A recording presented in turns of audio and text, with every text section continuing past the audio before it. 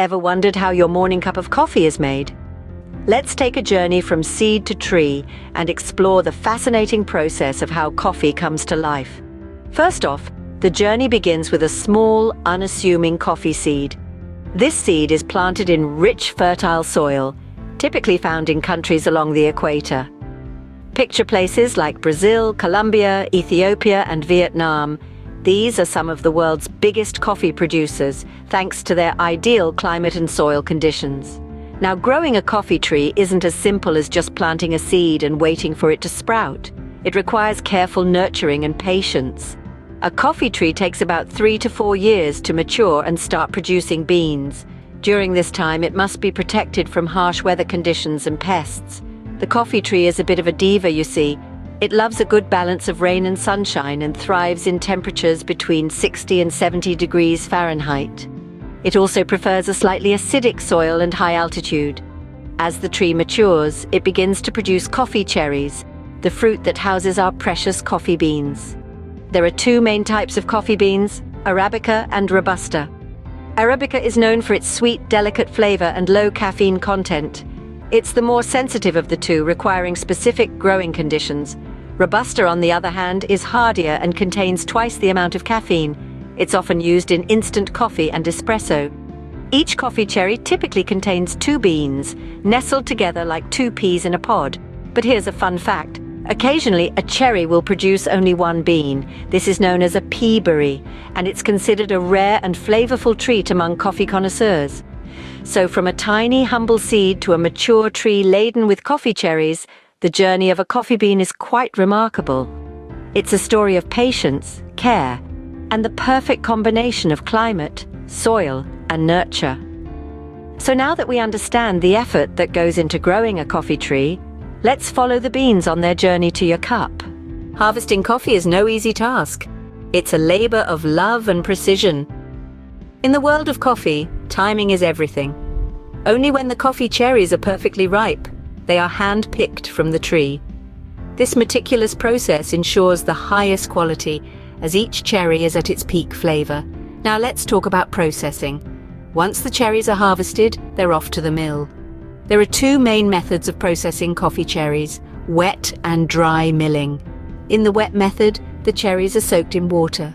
The ripe ones sink while the unripe ones float, allowing for easy separation. The ripe cherries are then passed through a machine that removes the outer skin and pulp, leaving behind the coffee bean encased in a protective layer known as parchment. These beans are then fermented in water to remove the remaining fruit residue before being washed and dried. The dry method, on the other hand, involves laying out the cherries to dry in the sun. They are turned regularly over a period of several weeks, until the moisture content drops to about 12%. The dried fruit and pulp are then removed to reveal the coffee bean. Next, the beans are sorted and graded based on size and weight. Larger, heavier beans are generally considered to be of higher quality. Now, what about decaf? Well, to create decaffeinated coffee, the beans are steamed and then rinsed with a solvent that extracts the caffeine. Don't worry, this doesn't affect the flavor. You still get the same great taste, just without the kick. It's fascinating, isn't it? The process of turning a small cherry into a beloved morning brew is intricate and time-consuming. It's a testament to the dedication and passion of the farmers and workers who make it all possible. After all that, we finally have our coffee beans, but we're not done yet.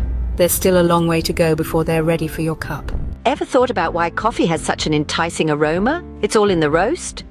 From the moment the bean hits the heat, a transformation begins. This is the alchemy of roasting, a process that isn't just about cooking, but about unlocking potential. Roasters know that temperature plays a critical role. The beans are heated to anywhere between 400 and 480 degrees Fahrenheit. It's a delicate dance between heat and time as the beans crackle and pop, their sugars caramelizing to create that distinct mouth-watering aroma. But there's more to it than just roasting. The duration plays a significant part too. A lighter roast may only take 9 to 11 minutes, preserving the beans' inherent flavors, while a darker roast could extend up to 15 minutes, imparting a bolder, more robust flavor. Once the beans have been roasted to perfection, they're cooled and ready for the next step, grinding. The size of the grind matters, as it can influence the extraction of flavors during brewing. A fine grind is perfect for espresso, while a coarse grind suits a French press. The trick is finding the right grind size for your brewing method. In this intricate process of transformation, we witness the humble coffee bean's journey from a raw, green seed to a fragrant, flavor-packed powerhouse. Now that our beans are roasted and ground to perfection, they're almost ready to be brewed. And finally, the moment we've all been waiting for, brewing the coffee. This is where all the magic happens, where the tantalizing aroma of coffee fills the air and our taste buds eagerly anticipate that first perfect sip. So how does one brew coffee? There are quite a few methods, each with its own character. For instance, espresso brewing uses pressure to force hot water through finely ground coffee, resulting in a concentrated, robust concoction. A pour-over, on the other hand, involves a slow, steady stream of water over coarsely ground beans, allowing a more nuanced flavor profile to shine through. Then there's the French press, which steeps coffee grounds in hot water before separating them out, giving us a full-bodied brew.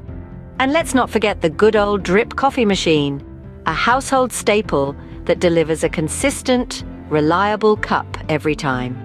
But brewing is just one part of the equation. Tasting coffee is an art form in itself. To truly appreciate its complex flavors, take a small sip, let it roll around your tongue, and try to identify the different notes. Is it fruity or nutty, chocolatey or floral?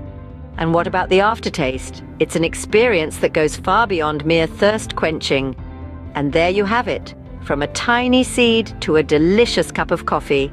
So next time you take a sip of your favorite brew, take a moment to appreciate the journey it's been on.